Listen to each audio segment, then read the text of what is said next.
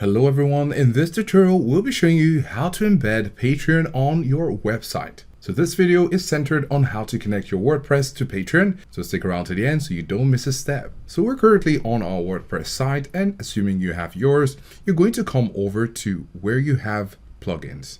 Scroll down and you can see plugins right here. Click on add new plugin, and here you have some plugins. You're going to go over to the search bar where you can click on it.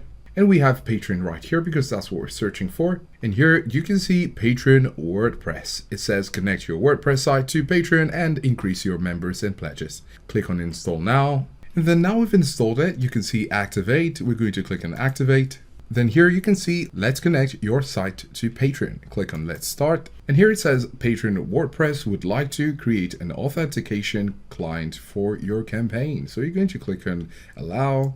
Then you'll be taken back to your WordPress, and it says if you want to synchronize your posts from Patreon to your WordPress site and simplify your workflow, of course we'd like to do that.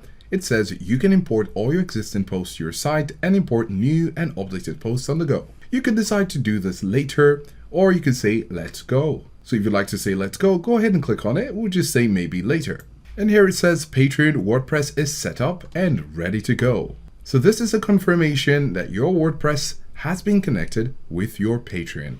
So let us know if this was helpful, and thanks for watching.